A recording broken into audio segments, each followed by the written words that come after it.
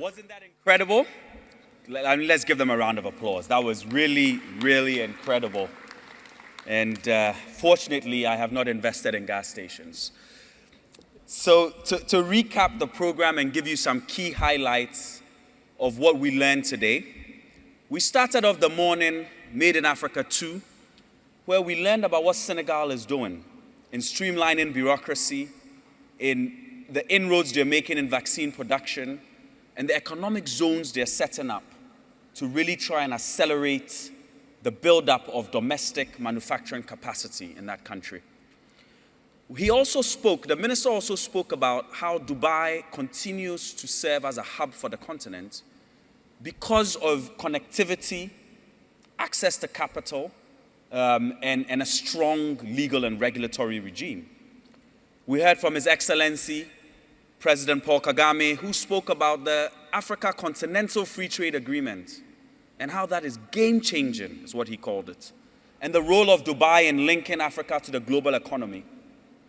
Though he cautioned us that even though it almost feels as if the dust of the pandemic is settling, the road to normalcy is still far ahead, and there's still so much more work to be done. His Excellency, the Vice President of Zimbabwe, spoke about how Zimbabwe used the pandemic, which was a crisis, but they turned it into an opportunity. They've been able to take manufacturing, as he mentioned, from mid-30s to early 60s. And then he, interestingly enough, positioned investing in agriculture in Zimbabwe as a hedge to climate change, which I thought was one of the most interesting and most innovative pitches for investing in agric, mentioning that they had over 10,700 dams, and thus the impact of climate change on rainfall patterns should not affect agricultural production in Zimbabwe. Of course, connecting the market of tomorrow, we learned how UPS plans to deliver 1 billion doses of vaccines by 2024 using technologies like drones. And then, of course, I smiled with pride when they highlighted Ghana and Rwanda as case studies of excellence in terms of governments and the state using technology and emerging technologies to be able to drive connectivity of markets. Mozambique also, we heard from the Honorable Minister about the different steps they're taking to really be a regional logistics hub for SADC. Then we heard from my brother Vusi, who gave what seemed more like a stirring sermon in which he spoke about the heroes of tomorrow. He reminded us of 3 key things: that we want opportunity, not pity. The second thing, he called for investment. And the third thing, he called for a new narrative and called on us to see the invisible and believe the impossible. In bridging the African and Emirati entrepreneurs, we learned about some of the models that are working well in Dubai, including the government encouraging disruptive innovation, a focus on talent development, the establishment of economic zones, and importantly, a strong and transparent legal infrastructure. We also heard from UNDP, the Chief Innovation Officer, about some of the problems with capital flowing into Africa, right? So even though you hear headline numbers, so and so billions are flowing, it is not flowing evenly. There's a problem with the concentration of capital in large markets. South Africa, Egypt, Nigeria, mostly garnering the lion's share. And they pointed to innovative models, specifically looking at Israel and Singapore, for inspiration of models in which you could leverage state support for the entrepreneurial ecosystem, in addition to, of course, the UAE. We learned about Dubai being a great place to incorporate for companies that want to work across the continent, being the hub that it is. And importantly, the other thing that was raised was the missing middle. So we don't just have a problem of uneven distribution across geography, but even when you disaggregate where investments goes, we realize that there's a missing middle, there's a gap, and we need to pay attention to that gap.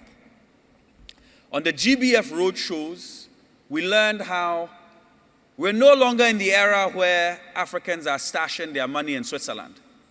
We're now seeing a lot of Africans investing in their countries and across the continent. And that is a beautiful thing, because when we talk about Africa's growth and the future of the economy, we want to see it. We don't want to have an economy where Africans don't have a stake in it. We don't want to build an Africa that we don't own.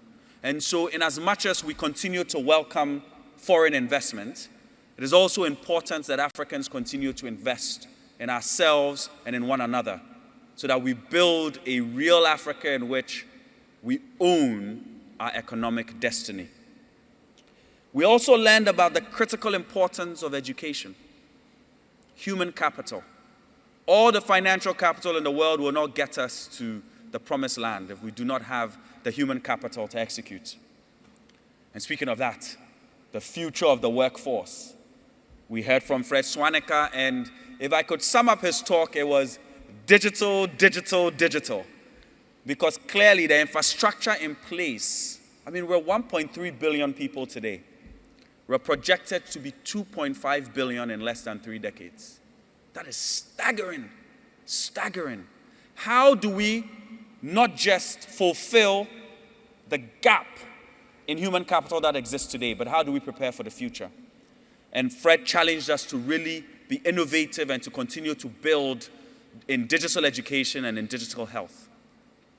So all in, when we wrap all that together, it is clear that in spite of the pandemic, there still continues to be extraordinary opportunity on the continent. But it's going to require collaboration. It's going to require partnerships. It's going to require unity. Because as the elders say, when you cross the river in a crowd, the crocodile cannot eat you. So to end, few housekeeping remarks. There is going to be a session after this by the government of Estonia on delivering digital dividends in Africa. We encourage you to attend, and if you are interested, please go to the information desk at 2:10 p.m. and they'll help you get registered for it. And I'm sure you all how many people here had a great time at GBF?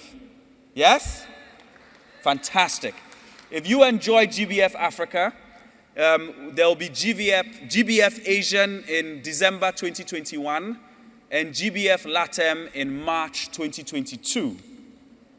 And finally, I would love to give thanks to the Dubai Chamber of Commerce and to Expo 2020 Dubai for organizing this incredible event, which has brought all of you here and has brought all these stakeholders. Please, a round of applause to our organizers. I would like to give a thank to all the amazing speakers, the moderators, and of course, all of you delegates. All of you showed up, you participated, you came with great energy, you networked. Thank you. And of course, thank you to my fabulous tailor for the Wakanda fashion show I exposed all of you to. So, Dubai has been incredible. See you soon. Enjoy. God bless you all, and safe travels back home. Take care.